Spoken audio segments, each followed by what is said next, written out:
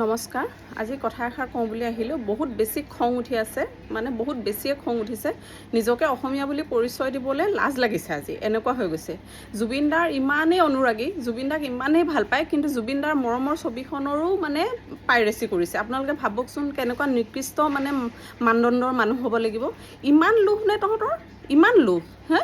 একো যদি নিজৰ ক্ষমতা নাই নিজে যদি কিবা এটা ভাল মানুহক দেখাব নোৱাৰ কৰিব পৰা একো যদি নাই ভাল গুণ যদি নাই ভাল এটা যদি দেখাব নোৱাৰ তেনেকৈ হ'লে মানে কি তহঁতে বন্ধ কৰি দে তেনেকুৱা প্ৰফেশ্যনেল মুড অন কৰি ল'ব নালাগে নহয় নাজানিলে লোকৰ পিঠাৰে বিহু কৰিম বুলি এটা প্ৰফেশ্যনেল মুড অন কৰি পিনে প্ৰফাইল এটা চলাই থাকিলে নহয়তো কমচে কম জুবিন গাৰ্গক এৰি দে কমচে কম জুবিন গাৰ্গক এৰি দে তেওঁ আমাৰ কিমান আপোন তেওঁ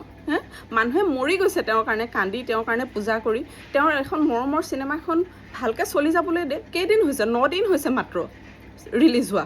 তাতো মানে এইবিলাক বেপাৰ চলিলে ইমান টকা লোভীয়া হ'ব লাগেনে মানুহ লাজ লাগিছে আৰু আজি দেই ভণ্ড অনুৰাগী বুলি কয় এইবিলাকক ভণ্ড অনুৰাগী বুলি যে কয় এইবিলাকক ভণ্ড অনুৰাগী বুলি কয় চোৰেই যিয়ে নকৰক লাগে চোৰেই